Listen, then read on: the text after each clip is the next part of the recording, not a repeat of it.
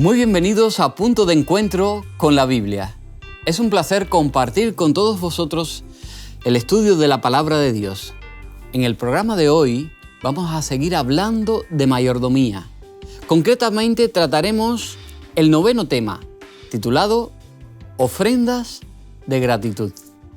Soy Nelson Salgado, profesor de la Facultad Adventista de Teología de Sagunto, y me acompaña Josías Félix. ¿Qué tal, Josías? Muy bien, muy contento de poder seguir aprendiendo sobre cómo administrar los bienes que uno tiene. También está con nosotros Vitia Martínez. ¿Cómo estás, Vitia? Muy bien, con ganas de empezar hoy con el programa, con el tema de las ofrendas. Y os presento también a Israel Guntín. ¿Qué tal, Israel? Bienvenido. Muchísimas gracias. La verdad que felices de seguir estudiando este tema tan interesante y ver lo bueno que es Dios con todos nosotros. Pero antes de comenzar, queremos invitaros a visitar quecurso.com, el sitio web de nuestros cursos gratuitos.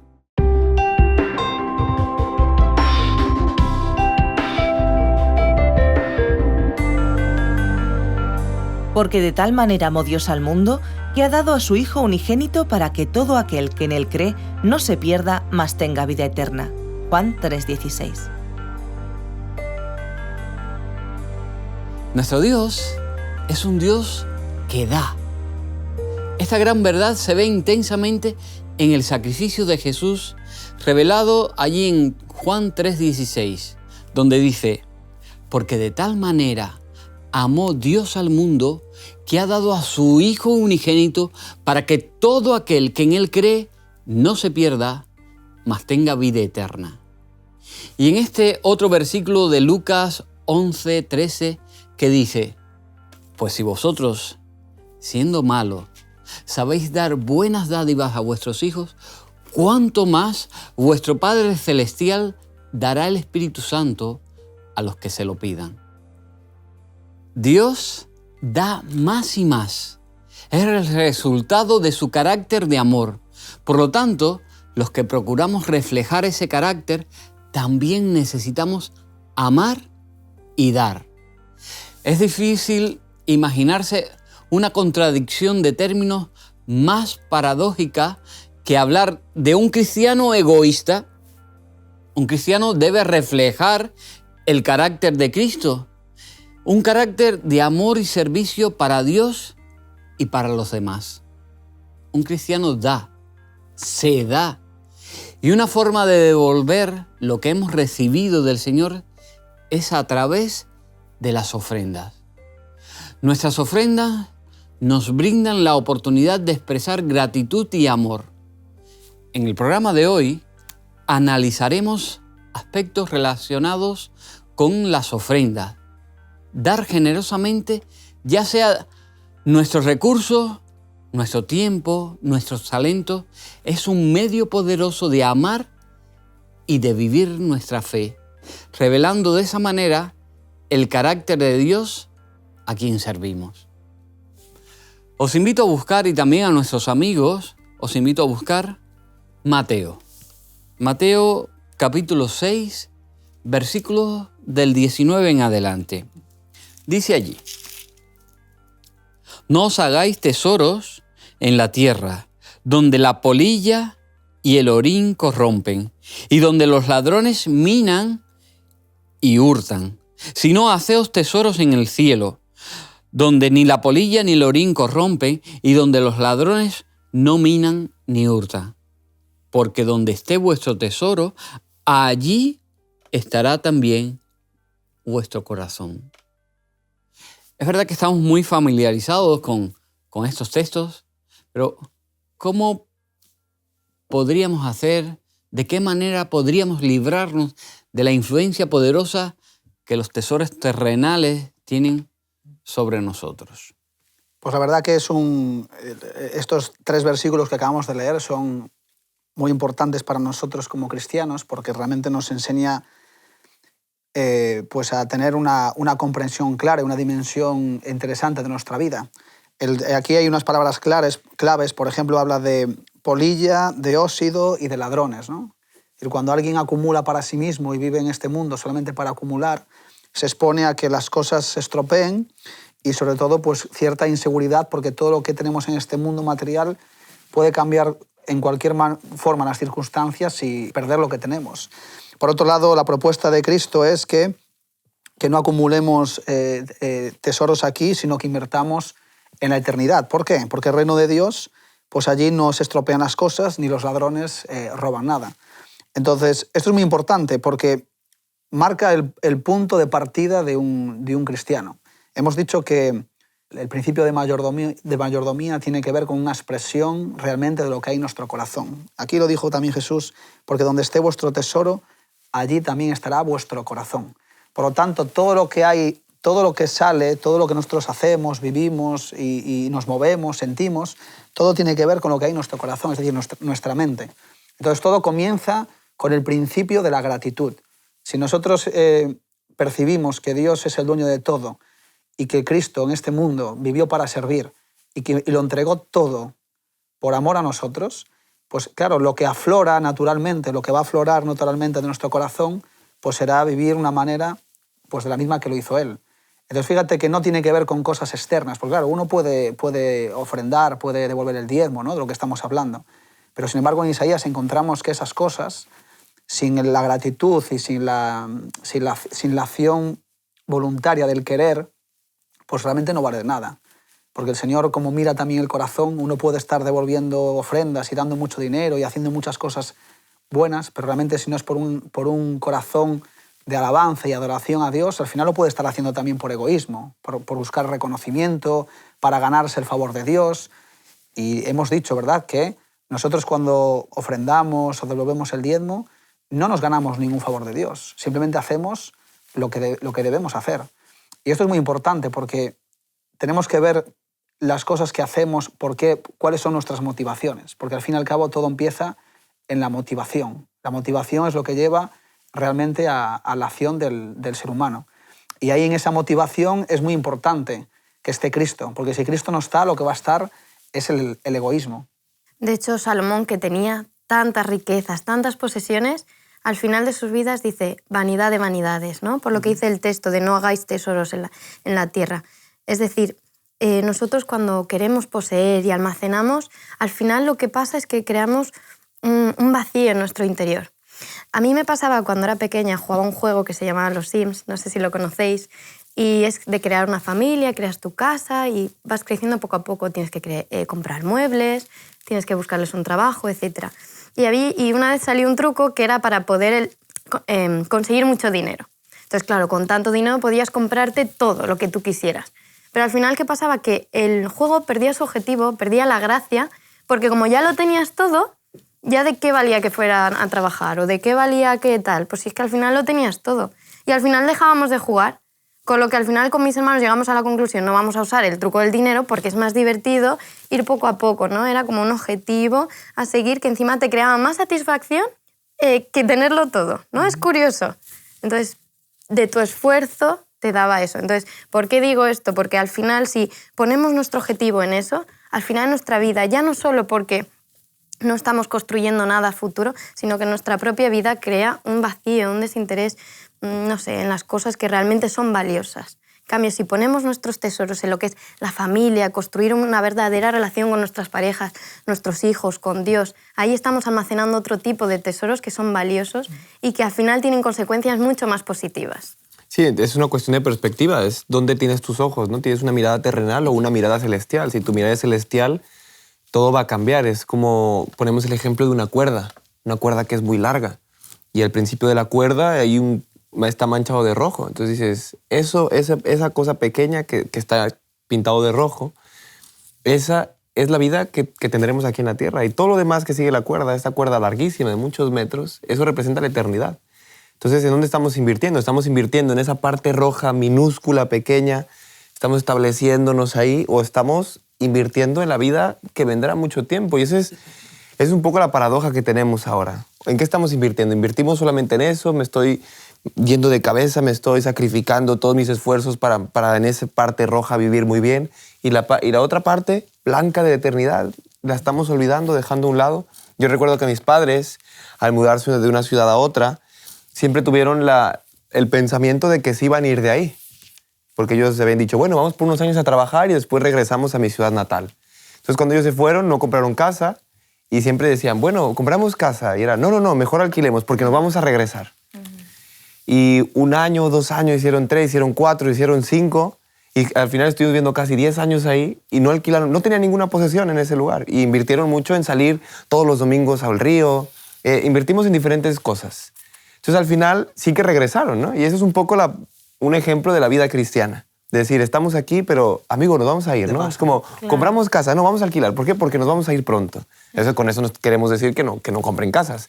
Ese es un ejemplo simplemente de que venimos aquí por un corto tiempo. Entonces, ¿en qué estamos invirtiendo? Invertimos en la familia, invertimos en la eternidad y realmente tenemos nuestro pensamiento constante en que algún día regresaremos a casa y nos iremos realmente a donde somos, que no estaremos aquí para siempre, ¿no? Y ese es nuestro pensamiento, nuestra perspectiva, con una mirada celestial.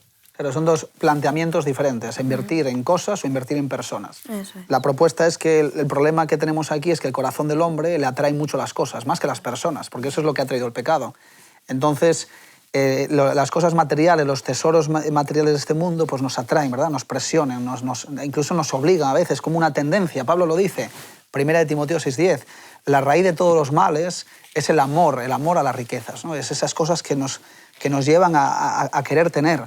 Y eso al final lo que hace es traernos una seguridad propia que nos inventamos y creemos que eso va a proporcionarnos una tranquilidad para siempre.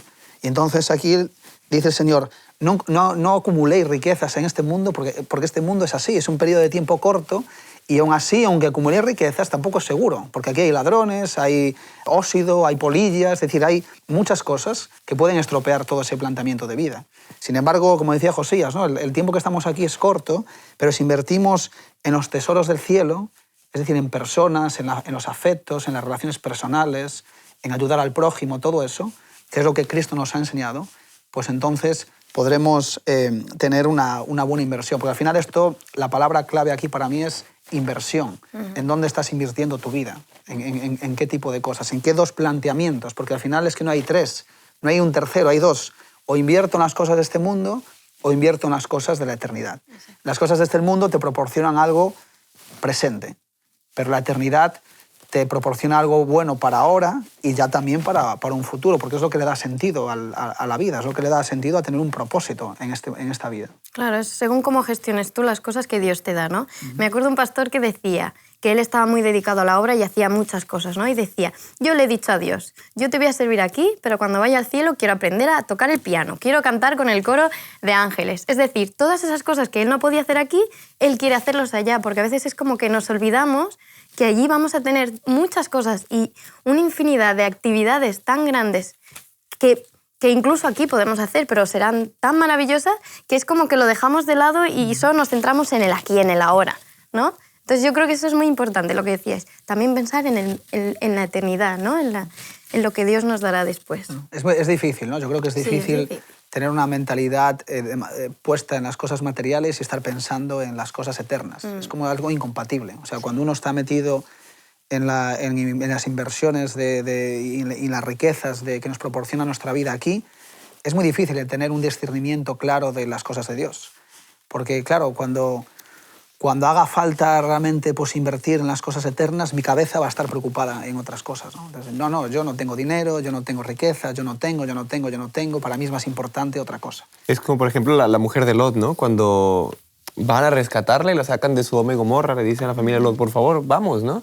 Entonces, el corazón de la mujer de Lot estaba en las cosas de Sodoma y Gomorra y lo primero que se le pidió fue no voltees tu cara hacia atrás, que no retrocedas, que tu corazón no esté ahí. Entonces, ella voltea, ¿no? Porque dice, echa de menos lo que hay detrás. Entonces, es eso. ¿Dónde tenemos nuestro corazón? Y es lo que dice Jesús. Si yo tengo mi tesoro aquí, yo querré estar donde está mi tesoro. Y si mi tesoro está ahí, querré ir a buscar mi tesoro allá. Y querré estar donde el tesoro está, que es en el cielo, ¿no? La visión después para luego invertir pues será de una manera u otra. La perspectiva te va a cambiar, la manera de ver las realidades, las necesidades, todo eso te va a cambiar. Qué bonito es pues, que el Señor te pueda mostrar en un cierto momento pues, las necesidades de los demás. Porque claro, eso se necesita un discernimiento, porque hay personas que no van por el mundo pidiendo, ni a lo mejor les da incluso vergüenza a veces el hecho de poder decir, mira, necesito, ¿no? Y sin embargo hay personas que tienen esa sensibilidad porque Dios se la da. Entonces pueden percibir problemas, pueden percibir circunstancias, pueden tener una visión y una comprensión de la realidad diferente. Y por eso el Señor dice que yo estaré con vosotros siempre. Y eso quiere decir que Él nos va a acompañar siempre enseñándonos las realidades verdaderas, ¿no? Porque nuestra realidad a veces es muy, muy subjetiva. Cuando está puesta en mí, pues hay muchas cosas que no vemos. Podemos pasar por delante de personas con muchas necesidades y sin embargo decirnos, bueno, está ahí porque no trabaja, y entonces nos ponemos barreras nosotros mismos para no ayudar a otros. Y entonces es muy importante la visión espiritual, porque nos ayuda a romper esas barreras. Os invito a buscar ahora en el libro de Hebreos capítulo 10, versículo 34. Porque Pablo, en cierta medida, hace un contraste entre los tesoros de la tierra y los tesoros del cielo, y me gustaría que comentaseis para que nuestros amigos que siguen el programa entiendan este texto. Aquí es muy importante entender este texto bajo su contexto. Este texto es precioso y justo viene detrás de uno de los textos más famosos de la Biblia, que es que el justo vivirá por la fe, ¿no? Se menciona unos versículos después. Entonces, lo que dice detrás es un poco el planteamiento que va a llevar a esta afirmación de Pablo pero tan popular en el mundo cristiano.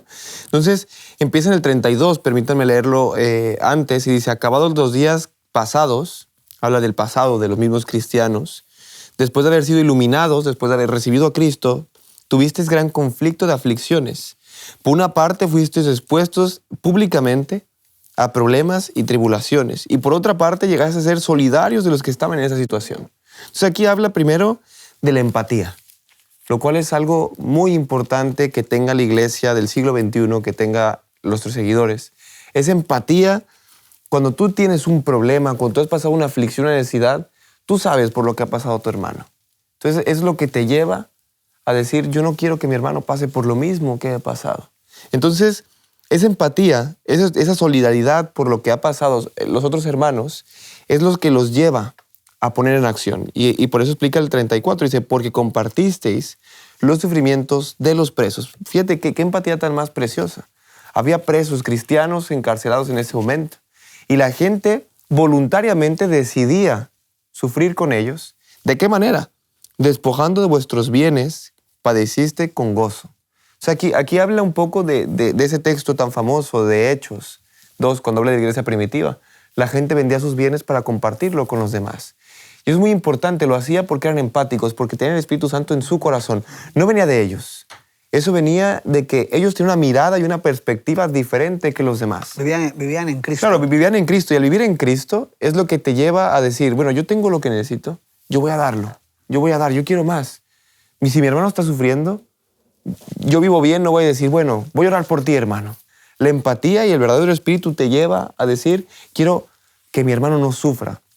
E incluso estas personas, como dice aquí Pablo, despojaron de sus bienes. ¿Para qué? Para dárselos a esas personas presas, a las personas necesitadas, con el objetivo de poder ayudarles. Y padecieron, lo dice Pablo, es que es tangible, padecieron con gozo. Se podían quitar la mitad del pan para dárselo a los demás. Y termina y dice, al saber que tenéis una herencia mejor y perdurable. Y esto es lo importante. Aquí está la clave de esta ayuda. Que ellos conocían y eran conscientes de que ellos tenían una herencia mejor. De que lo que tenían aquí, de que sus bienes que tenían en casa guardados, realmente no era la herencia que hemos recibido. Que tenían los ojos puestos en otro lugar, en el cielo. Tenían su corazón y su espíritu entero mirando hacia la eternidad. Entonces, su objetivo era que todos como comunidad, y eso es muy importante en la iglesia, es por eso que Pablo dice, nunca dejéis de confraternizar, nunca dejéis de congregaros, porque si tú te dejas de congregar, tú no vas a conocer al hermano y por lo que está pasando. Cuando la iglesia se convierte en un lugar frío donde yo simplemente voy un sábado Ni tampoco puedes practicar, puedes practicar no puedes practicar eso, no conoces la necesidad de tu hermano. Y cuando tu hermano te lo comenta, tú puedes decir, ¿sabes qué? Oye, yo tengo más, yo te quiero compartir. Y eso es lo importante, que nosotros seamos conscientes de que tenemos una herencia mucho mejor. Y la palabra última es importantísima, perdurable, para toda la vida, eterno. No es un tesoro que yo encuentro y que al final se va a acabar, sino que es un tesoro que le tendré toda la vida, que es estar todos en el reino de los cielos con Cristo Jesús. Por eso solamente esa visión te la puede dar Jesús. Estamos hablando de que es un milagro, es el milagro de la obra del Espíritu Santo en nuestro corazón. El ser humano eso por sí mismo no lo puede hacer, no puede tener esa visión. Pablo en Gálatas capítulo 2, versículo 20 dice: por eso con Cristo estoy crucificado. Y ahora ya no vivo yo, sino que Cristo vive en mí. Claro, el secreto de todo lo que hablamos, la visión, la manera de interpretar todas estas cosas, tiene que ver con la gratitud. Entonces la gratitud tiene que ver con lo que Jesús ha hecho en mi vida. Si Jesús para mí es simplemente una creencia o una doctrina, bueno, pues así será también mi manera de invertir y de ver la realidad. Pero si Jesús para mí es mi Salvador, es el que me sustenta, el que me ha creado y el que me ha salvado de mi miseria de vida y el que me ha ayudado a salir pues, de mis problemas y ver en Él mi esperanza, ¿no? y reconocer que Él murió y lo entregó todo por mí, claro, lo que queda ahora, ¿qué es? Lo que queda ahora es pues, simplemente vivir una vida en Cristo. Y vivir una vida en Cristo es vivir una vida en transformación, una vida de bendición, de felicidad, de paz, pero también de benevolencia, de empatía, ¿verdad? De renuncia, de sacrificio también, porque Jesús se sacrificó en muchas cosas. Y lo más interesante es que Él no buscó para Él mismo nunca nada. Simplemente su propósito era cumplir la misión que vino a hacer aquí los años que estuvo en este mundo. Y eso nos enseña que es la eternidad. Cuando ponemos los ojos en Cristo, se abre la eternidad para nosotros, para poder ver ese momento en el que podemos estar por la eternidad al lado de Jesús y al lado de todas las personas que compartimos cada día. Fíjate, Israel, que ese texto que acabamos de leer termina de una manera preciosa que no puedo evitar compartirlo. El 35 dice: no perdáis, pues, vuestra confianza, que tiene grande recompensa. Porque la perseverancia es necesaria, ¿para qué? Habiendo hecho la voluntad de Dios, para que obtengáis la promesa. No solamente habla de dar una vez, sino habla de que seamos perseverantes en ayudar a los demás, constantemente, toda nuestra vida. ¿Por qué? ¿Por qué es importante esto? Porque nuestro carácter es el que estamos en este momento, en esta pequeña vida, el que estamos formando nuestro carácter, para que algún día pueda ser idéntico al de Cristo, que podamos tener el carácter de Dios en nosotros. Y Dios es amor, Dios cede, y Dios ama al dador alegre. Entonces, continúa y dice: porque dentro de muy poco el que ha de venir vendrá, y no tardará. Ahora el justo vivirá por la fe. Y esto es precioso, ¿no? El que ha de venir vendrá y vendrá por nosotros. Mientras nosotros, ¿qué tenemos que hacer? Hacer la obra y la voluntad de Dios, perseverantemente, que es ayudar, gestionar, que es dar, que es gestionar, administrar, pero administrar para que todos podamos tener en igualdad. Así es. Porque es una promesa que se abre a todo el mundo, ¿no? Entonces tenemos que ser conscientes de ello, practicar la empatía y quitar prejuicios. Porque hay muchas veces que pensamos, tal persona no, seguro que no va a aceptar. No. Tenemos que ir y hablar, sin miedo al rechazo, ¿no? Os invito a buscar Efesios capítulo 2, versículo 8. Dice allí: porque por gracia sois salvos por medio de la fe. Y esto no de vosotros, pues es un don de Dios. Así que, en cierta forma, ¿qué más nos ha dado Dios, según el texto que hemos leído? Pues Efesios ya te da la respuesta, ¿no? Nos habla de la gracia. ¿Y qué es la gracia? Es un regalo inmerecido. ¿Y qué regalo? Pues el sacrificio que Jesús hizo por nosotros al morir aquí, ¿no? Dios, en Romanos dice que la paga del pecado es la muerte. Y nosotros cada vez que pecamos, rectificamos esto. Entonces, Dios, sabiendo que un día pecaríamos, se antecede a esa acción y crea un plan que es cómo salvar a la humanidad. Para ello viene Jesús, muere por nosotros y nos ofrece ese regalo que todo el mundo podemos acogernos a Él y ser salvos, ¿no? Había una persona que no era creyente que me decía que en Génesis Dios había mentido a Adán y a Eva, porque cuando tomaron del fruto, Él les había dicho que morirían. Hijo, pero no murieron. Y yo le dije, ¿cómo que no? Sí que murieron. No murieron instantáneamente, pero sí murieron después. Esa muerte iba a ser eterna, porque habían pecado. Sin embargo, gracias a que Jesús viene y muere por nosotros, esa muerte ya no es eterna. Entonces, Él nos ofrece esa posibilidad. He muerto por ti, eres mi hijo, yo te amo. Si tú lo accedes, si tú lo aceptas, sabes que vas a tener ese regalo y vas a poder vivir conmigo para la eternidad. Por tanto, para mí, yo diría que la gracia es el don más bonito que Dios nos ofrece. La pregunta es, ¿qué no nos ha dado Dios, no? ¿Qué no nos ha dado Dios? O sea, si tenemos la vida, ¿qué bien material puede compararse a la vida. ¿Cuántas personas que tienen tantas riquezas, cuando ven perder su vida, lo ven perder todo? Esos bienes materiales al final no les sirven de nada, porque lo más precioso que tenemos es la vida. Pero no esta pequeña vida, sino la vida eterna. Eso es lo que realmente Dios nos ha dado. Esa vida completa como Dios ha diseñado la vida. No una vida corta, porque eso no fue el diseño de Dios. El diseño de Dios fue una vida eterna a su lado, en constante conexión. Entonces, si nos ha dado eso el Señor, ¿qué más nosotros podemos pensar? Bueno, esto... No. Hay que darlo todo por el Señor, ¿no?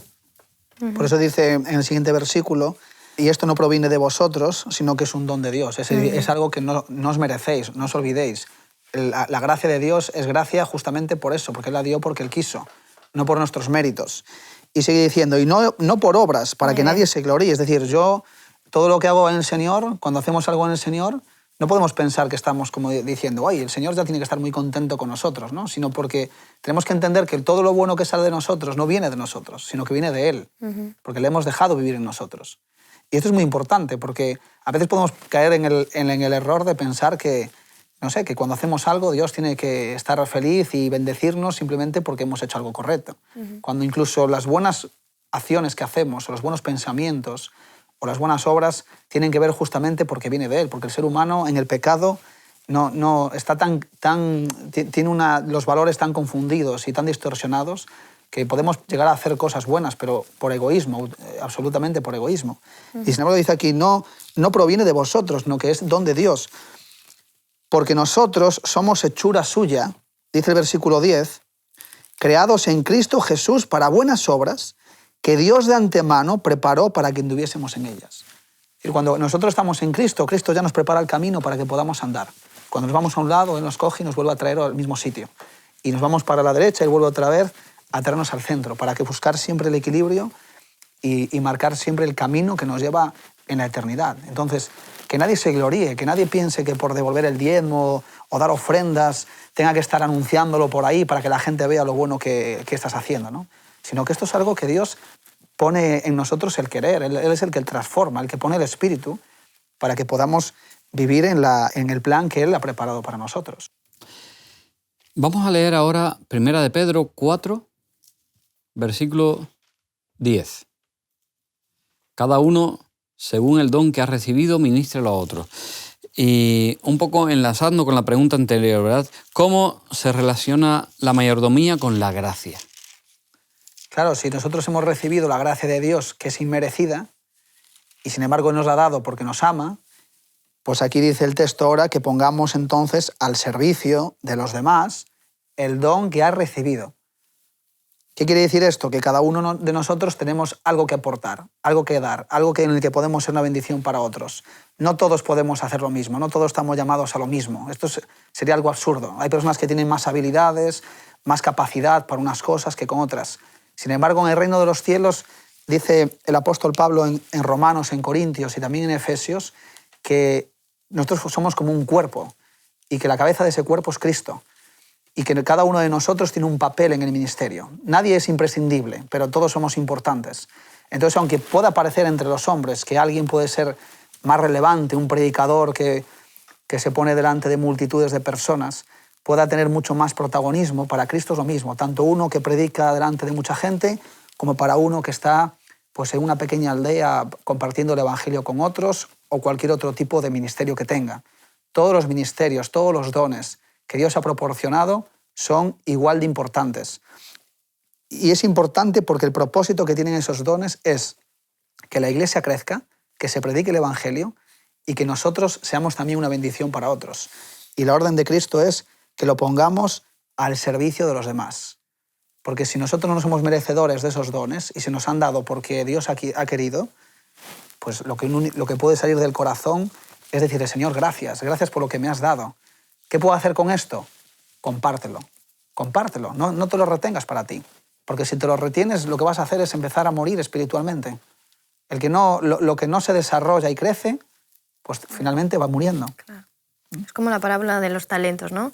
Todos tenemos algún talento, por pequeño que nos parezca a nuestros ojos, todos tenemos algo, aunque seguro que para Dios esos talentos son grandes, aunque nos parezca. Entonces, como tú decías, ya sea que tengas el don de hablar o a lo mejor simplemente el don de ser una persona simpática, todo eso es valioso para Dios si lo usas para su objetivo, ¿no? Para poder llevar la obra, que es lo que Él nos pide. Hay un cantante cristiano que tiene una canción que me gusta mucho y testimonia un poco sobre ella, que él cuenta que en una ocasión llegó una chica y le dice, mira, es que yo no sé cantar, tampoco sé predicar, pero lo único que tengo es que sé orar, ¿no? Entonces, este cantante hace esta canción y justo dice esto, ¿no? O sea, tal vez yo no seré el gran predicador, no seré un profeta, ni mayor ni menor, pero simplemente soy una persona que tengo el don de la oración y lo que hago es orar por los demás, ¿no? Soy un simple siervo que te quiere obedecer y quiere estar a tu lado, aunque tengo poco, yo doy todo lo que tengo, ¿no? Y eso es lo importante, que lo más que podemos dar al Señor es nuestro corazón entero. Después del salvarnos, lo que podemos darle a nuestro corazón. Y es la pregunta, ¿qué le estamos dando al Señor siendo que Él nos ha dado todo? No tendremos que retener nada, sino compartirlo y dar. Como dice también Madre Teresa de Calcuta, cuando tú des y te duela, da aún más, ¿no? Y es una actitud de dar, de dar y de dar, y dar con alegría. No dar triste, no dar por obligación, sino darlo con alegría. Y con amor, como dice en 1 Pedro 4:8, ¿no? Y ante todo tened entre vosotros ferviente amor, porque el amor cubrirá multitud de pecados. Entonces, si Dios es amor y realmente somos sus hijos y tenemos una relación con Él, como consecuencia nosotros nos amaremos, ¿no? Y entonces todo lo que hagamos será por amor también al prójimo. Así que aquí el creyente o el cristiano que no sirve, pues es porque no ha entendido, no ha comprendido, no experimenta realmente lo que es una conversión, lo que es vivir en Cristo, ¿no? Porque en Cristo todos sirven, Dios los ha llamado para eso. Y aparte no los ha llamado, que les ha dicho, mira, aquí te dejo esto, me voy y cuando venga ya hablaremos. No, Cristo se ha ido, pero el Espíritu Santo sigue aquí y nos sigue llevando, indicando, mostrando constantemente cómo podemos hacer. Por eso es importante que el cristiano sepa cuál es su don.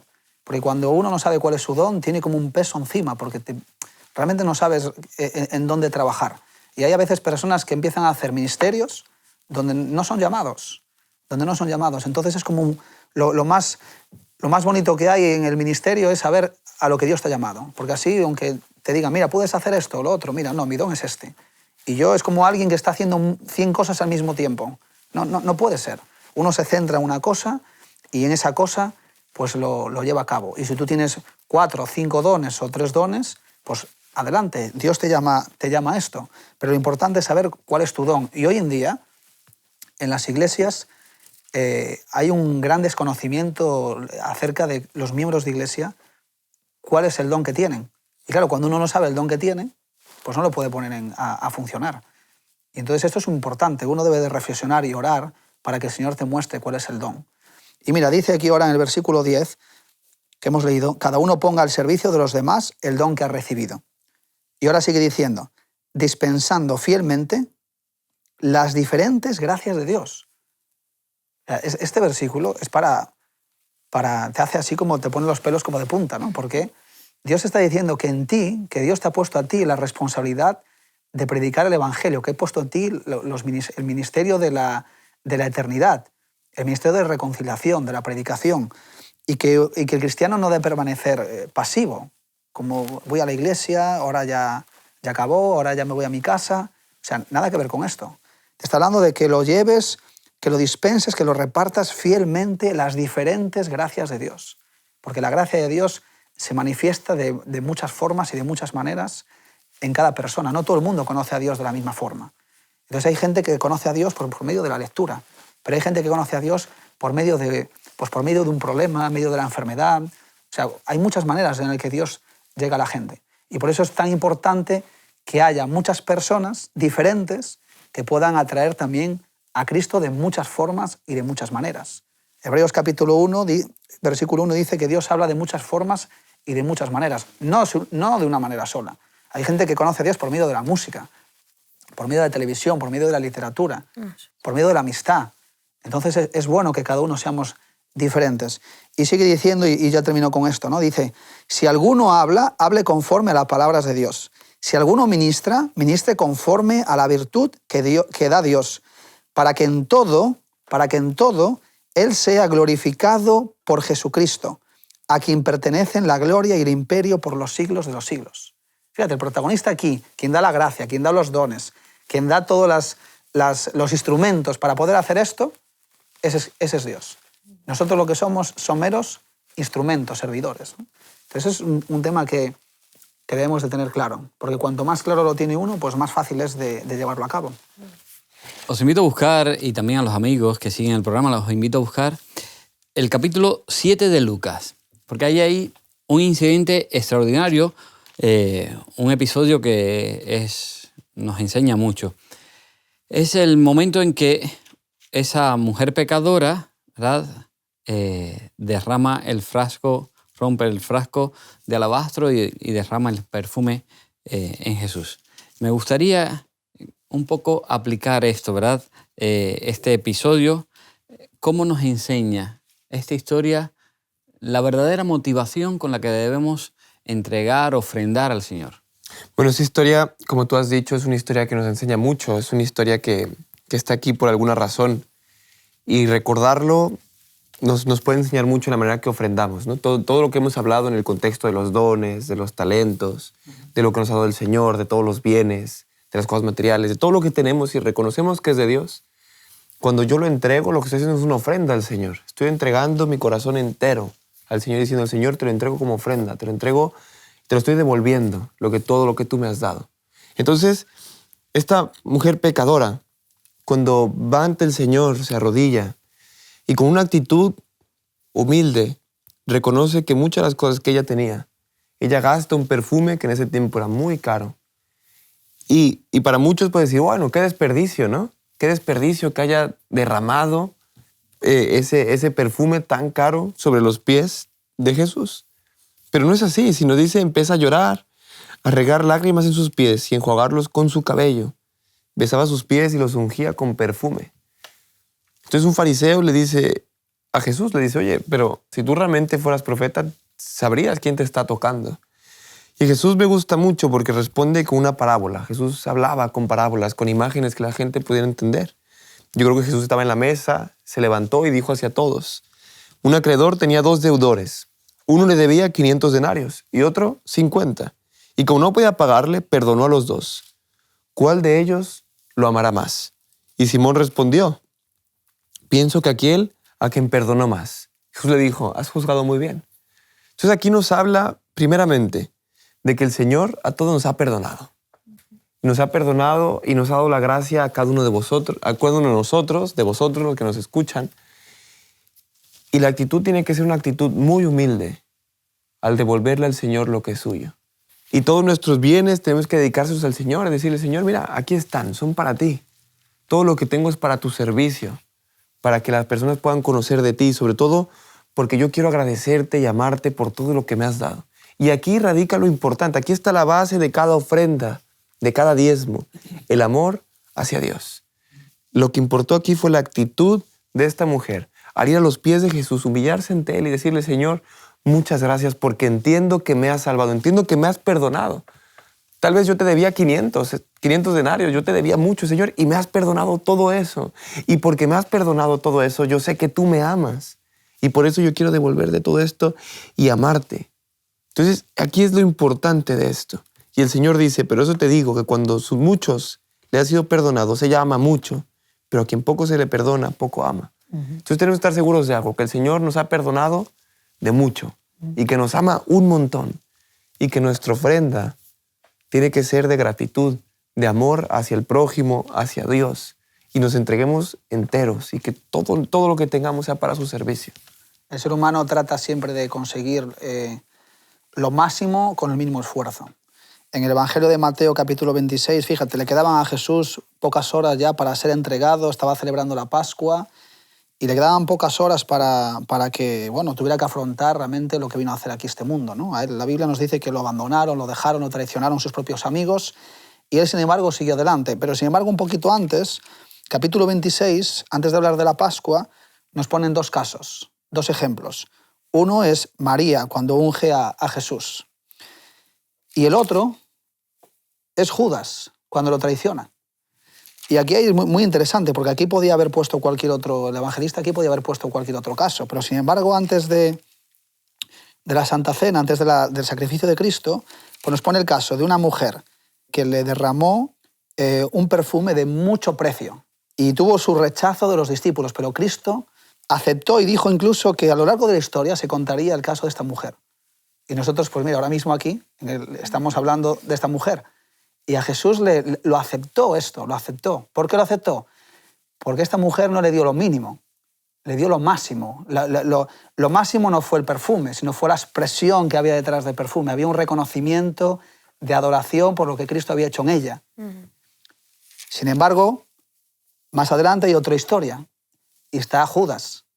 Y Judas dice a los fariseos, ¿no?, que pretendía entregar a Cristo, dice, ¿qué me queréis dar por entregar a Cristo? Él quería entregar lo mínimo y obtener lo máximo. Y lo máximo que puede obtener el ser humano es sin duda la vida eterna, ¿no? Y claro, el ser humano en las cosas materiales es invertir lo mínimo a lo máximo, pues eso está muy bien, pero en las cosas espirituales no sirven. A mí estas dos historias me enseñan una cosa muy importante. María le da lo máximo y Judas le da lo mínimo. Y estas reflexiones a mí me llevan a la conclusión de que nadie va a entrar en el reino de los cielos sin haberle dado lo máximo a Cristo. Y lo máximo de lo que el hombre le puede dar a Cristo es su corazón. Cristo te dice, dame tu corazón. Si tú te quedas con una parte de tu corazón, esa parte te va a dominar. Y eso es muy importante, porque fíjate a María como él la recibe. Y sin embargo a Judas, una y otra vez que trató de rescatarlo, no pudo. ¿Por qué? Porque siempre habrá algo que nos estemos reservando, que sea, digamos, aquello que nos esté separando del amor de Cristo, ¿no? Entonces es interesante porque antes de estos ejemplos, Cristo justamente está haciendo pues, una distinción entre aquellos cristianos que le entregan todo el corazón y aquellos que le entregan solamente una parte. Y esto en la relación con Dios nos sirve, porque Dios lo único que nos pide es que le entreguemos todo nuestro corazón para que Él pueda hacer su obra en nosotros.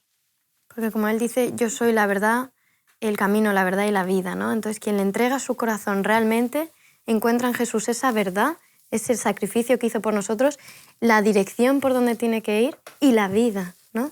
Entonces, ¿dónde pones tu prioridad? Pues ahí es donde Jesús te la va a reclamar. Bueno, yo sé que el contexto ha cambiado de la época de la Biblia a nuestros días, a la actualidad, pero ¿qué versículos podríamos citar, mencionar, que puedan servirnos, sobre todo con el tema que estamos tratando, que puedan ser comparables a esa época, a la nuestra? ¿Cómo podemos ver también qué motivos tenemos para dar, cuál es nuestra motivación? Muy bien. Pues en Éxodo 34, 26 nos habla de las ofrendas, ¿no? Entonces dice, llevarás las primicias de los primeros frutos de tu tierra a la casa de Jehová tu Dios. Es decir, de todo lo que tú tienes, de las bendiciones que te da Dios, de eso, las primicias son para Jehová. ¿Que dónde hay que llevarlas? A su casa. Después en Levítico 22, del 19 al 24, encontramos otro texto que nos dice así. 19. Para que sea aceptado deberá ofrecer un macho sin defecto entre el ganado vacuno, entre los corderos, etc. Ninguna cosa en que haya defecto ofreceréis, pues no será aceptado. Es decir, si seguimos leyendo estos versículos, nos habla de que lo que vayamos a entregar a Dios no tiene que tener defecto. Es decir, si lo contextualizamos a los días de hoy, no nos está pidiendo que le entreguemos un animal que no tenga defectos, sino que nuestra ofrenda sea pura, ¿no? El corazón. Exactamente, porque está relacionado con nuestro corazón. La gratitud. Exactamente. Cuando Dios nos libera, cuando Él sacrificó por nosotros, lo que hace es que nos libera de la culpa, porque nos da su amor y nos da una segunda oportunidad para vivir. En ese agradecimiento es donde se basan nuestras ofrendas. Y aquí lo que te está pidiendo es que tu ofrenda sea pura, ¿no? Que venga del corazón. Y por otro lado tenemos Números 18, 29, nos dice lo siguiente. De todos los dones que recibáis, reservaréis la ofrenda a Jehová. De todo lo mejor de ellos separaréis la porción que ha de ser consagrada. Es decir, lo mismo que estamos comentando. De todo lo que recibimos, tenemos que reservar una parte especial para Dios. Porque Dios nos bendice. Entonces, de esas bendiciones tenemos que ponerlas en comunión con Dios y decir, esto, Señor, es para ti, porque yo te amo. Y con ello te reconozco como creador y dueño de todo. Entonces, ¿por qué damos? No damos porque esperemos una recompensa de Dios, sino por lo que estamos diciendo, ¿no? Como una gratitud. Entonces, al final también es cuestión de prioridades, lo que decíamos antes. Yo cuando leía estos textos me acordaba de una historia que era un hombre que vivía en el campo, que era granjero, y tenía un amigo que vivía en la ciudad. Y entonces el amigo en la ciudad le decía, ven a visitarme, pero él decía, no, porque no me gusta la ciudad. Total, al final, después de insistir mucho su amigo de ciudad, el hombre granjero fue a visitarlo. Entonces, paseando por las calles, el hombre que venía del campo le dijo, ¿escuchas eso? Y el amigo le decía, ¿el qué? Si había ruido de tráfico, la gente hablando, los pasos. ¿Qué quieres que escuche? Le dice, escucha, atento. Es un grillo. Y el amigo decía, ¿un grillo? Y el amigo que era de campo fue y recogió ese grillo y lo soltó entre unas hojas. Y entonces él le dijo, el hombre del campo, dice, mira, si se me hubiera caído una moneda, dice, todo el mundo de aquí alrededor se hubiera agachado a ver de dónde estaba para recogerla. Sin embargo, una cosa tan sencilla como un grillo, nadie se ha percatado de ello. ¿Por qué? Porque aquellas cosas que les damos importancia es donde está nuestro corazón. Pues lo mismo pasa con la ofrenda. Si realmente tenemos puesto nuestro corazón en las cosas de Dios, eso sale como consecuencia.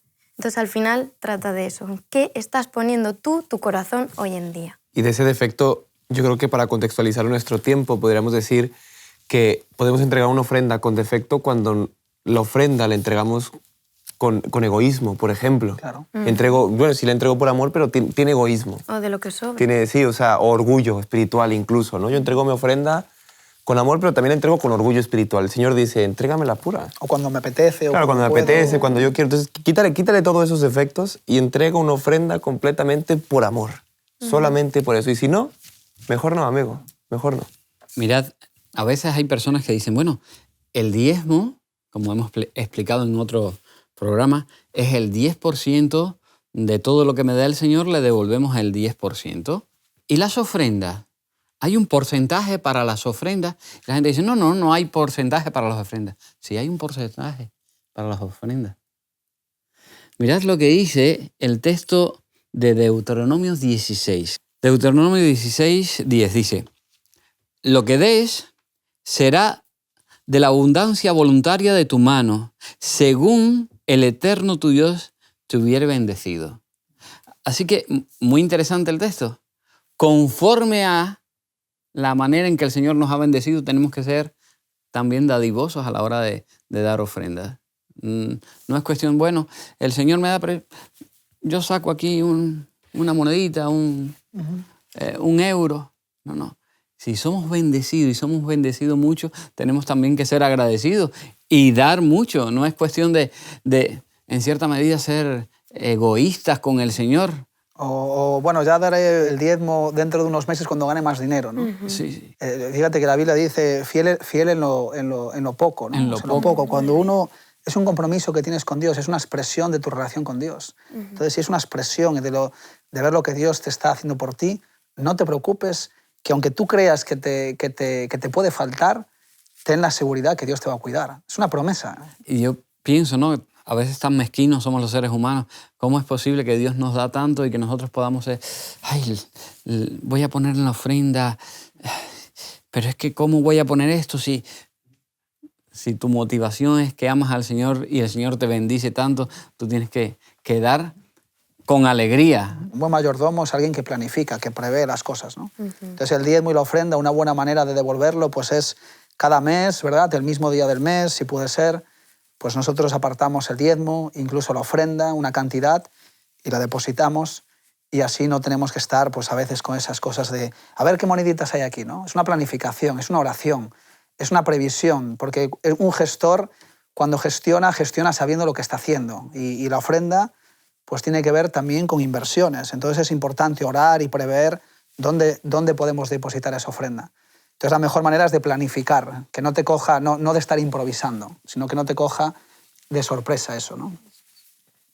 Y la última pregunta, porque el tiempo ya ha pasado, me gustaría que, bueno, ¿en qué manera, verdad? ¿Dónde está la dificultad cuando damos por el sentimiento de obligación y no por un sentimiento de amor? Bueno, como habíamos dicho, el ejemplo que Jesús mismo que dijo que recordaríamos en este día, lo hizo esa mujer por amor. Entonces, él también en el Sermón del Monte ya ha hablado un poco de esto, que dice, guardaos de ejercer vuestros actos de justicia, y justo hablando de las ofrendas, dice, de esta manera no tendréis merced de vuestro Padre Celestial.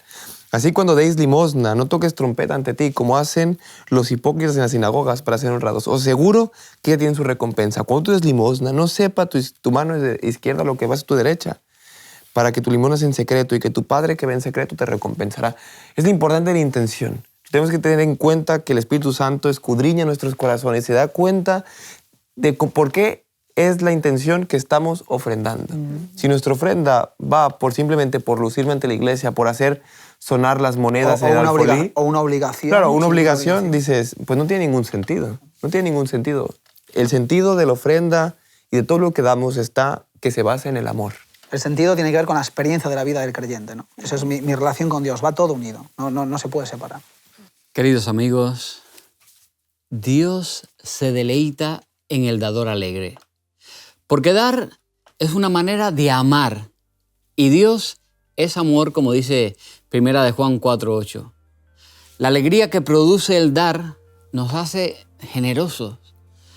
Apartarnos de nosotros mismos y apartar el egoísmo y mirar hacia los demás. Pero también simplemente el hecho de dar hace brotar un enorme sentimiento de paz y de felicidad en nuestro interior, al saber que estamos ayudando a otros. No es posible amar sin darnos a los demás. Vamos con el resumen del programa de hoy.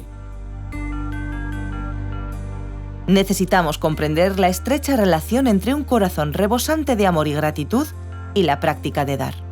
El amor es lo único que cuanto más das, más tienes. Apreciemos la profundidad de la gracia misericordiosa de Dios y alegrémonos de que Él nos da la oportunidad de responder. Busquemos maneras de dar y de darnos a los demás. Los beneficios son incalculables. Dado que Dios puso en marcha el proceso de dar, al darnos la vida, un lugar donde vivir, su amor y su salvación, por naturaleza, dar nos hace más felices y nos hace acercarnos más a Él. Lo dicho, no podemos amar sin darnos a los demás. Lo maravilloso es que cuanto más damos, más generosidad brota de nuestro interior y más tenemos de lo que es realmente importante, de lo que no se puede comprar, o sea, la paz, el amor y la felicidad. Nos vamos ya. Si queréis poneros en contacto con nosotros, podéis escribir a hola@hotmedia.es. Ya sabéis, os esperamos en el próximo programa Punto de Encuentro con la Biblia. Que Dios os bendiga. El espíritu dadivoso es el espíritu del cielo. El espíritu de egoísmo es el espíritu de Satanás. El amor abnegado de Cristo se revela en la cruz. Él dio todo lo que tenía y luego se entregó a sí mismo para que el hombre pudiera ser salvo. La cruz de Cristo apela a la benevolencia de cada seguidor del bendito Salvador. El principio ilustrado allí es dar. Si esto se realiza con verdadera benevolencia y buenas obras, es el verdadero fruto de la vida cristiana. El principio de los mundanos es conseguir, obtener, y así esperan lograr felicidad. Pero cuando este principio ha dado todos sus frutos, se ve que solo engendra miseria y muerte.